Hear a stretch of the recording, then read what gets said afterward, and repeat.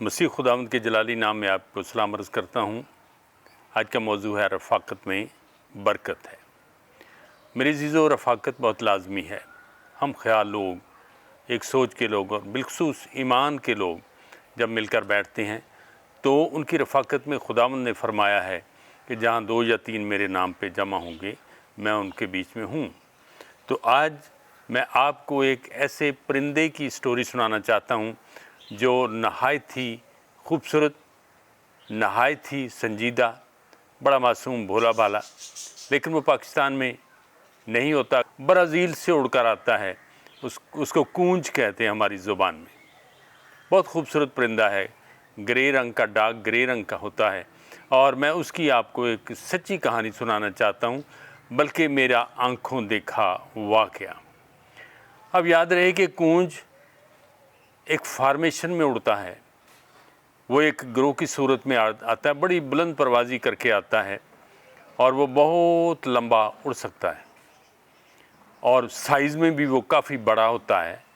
और चिड़ियाघर में मैंने उसको करीब से देखा है। अब जब वो प्रवास करते आते हैं तो वो जैसे यौम आज़ादी पर या यौम दफ़ा पर जंगी जहाज़ करतब दिखाते हैं, उस तरह से वो एक फॉर्मेशन में उड़ते हैं। एक सबसे आगे होता है, उसके दोनों तरफ फिर वो एंगल बना के एक लंबी कतार, फिर दूसरी तरफ भी कतार होती है। वो उड़ते जाते हैं और उनकी खूबसूरत कतार लोग देखते हैं। अब मेरे अज़ीज़ों, उनकी मंज़िल कहाँ होती है ये पता नहीं, लेकिन मैंने देहात में होते हुए उसको बहुत देखा है। हम बड़ी गौर से देखा करते थे और एंजॉय करते थे। एक दफ़ा ऐसा हुआ कि एक गांव के ऊपर से वो ग्रोह, कूंजों का ग्रोह जब गुज़रा है तो बहुत करीब से जा रहा था, तो एक शख्स ने अपनी गन निकाली और उनको फायर मार दिया।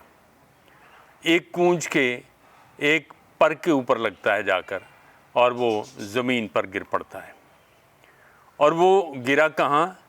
एक क्रिश्चियन की हवेली में। और जब वो वहाँ गिरता है तो वो लोग भाग के जाते हैं, उसको उठाते हैं। उसको उन्होंने खून से लथपथ परिंदे को पकड़ा और उसका इलाज किया और दवाइयाँ वगैरह लगाईं, उसको डॉक्टर से जाकर इंजेक्शन वगैरह भी लगवाए और वो तंदुरुस्त हो गया। लेकिन उसका एक पर जो है वो लटक रहा था। असल बात जो मैं आपको बताना चाहता हूँ वो ये है कि वो अपने उस ग्रोह से, अपनी टीम से, अपनी उस डार से जुदा हो चुका था। अब उड़ नहीं सकता था और ना ही उसको वो ग्रोह मिल सकता था। अब उस ख़ानदान ने उस परिंदे से बहुत प्यार किया। वो जो कुछ भी खाता था उसको खाने देते थे और वो बाहर गलियों में भी घूमता फिरता था। सब लोग उससे बहुत प्यार करते थे। लेकिन जब मैंने उसको देखा तो मैंने पूछा अपने दोस्त से कि ये कूंज किधर से आ गया। उसने सारा वाक़या मुझे बताया और उसकी आँखों से, उसके हालात से पता चलता था कि ये बहुत उदास है, बहुत परेशान है। अकेला बेचारा उस गली में घूमता फिरता था और लोग उसको कोई दाना डालता, कुछ डालता, मगर वो अकेला अपनी दुनिया से अलग हो चुका था। मेरे दोस्तों, आज की इस कहानी से जो मैं आपको बात बताना चाहता हूँ, यीशु मसीह ने फरमाया है कि तुम मुझसे जुदा होकर कुछ नहीं कर सकते, मेरे लोगों से जुदा होकर कुछ नहीं कर सकते। तुम अलग रहकर तुम तन्हा रह जाओगे।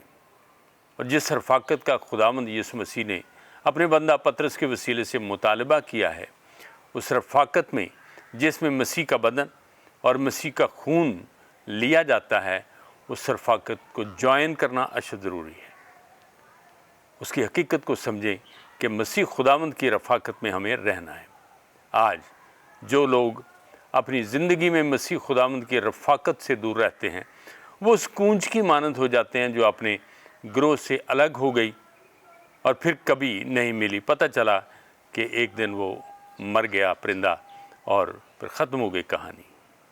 मेरे अज़ीज़ों, हम अगर रफ़ाक़त में कायम रहते हैं तो फिर हम ज़िंदगी के वारिस ठहरते हैं, लेकिन रफ़ाक़त से अलग रहकर हम मर जाते हैं, हलाक हो जाते हैं और गुनाह में हम बर्बाद हो जाते हैं। मेरे अज़ीज़ों, आएँ, आज मैं जो बात आपको बताना चाहता हूँ वो ये है कि आइए रफ़ाक़त में, मसीह की रफ़ाक़त में روٹی توڑنے، رفاقت رکھنے، دعا کرنے میں مشغول رہنے کے لیے خداوند یہ چاہتا ہے کہ ہم مل کر ایک مضبوط کلیسیا بنیں۔ خداوند آپ کو برکت دے۔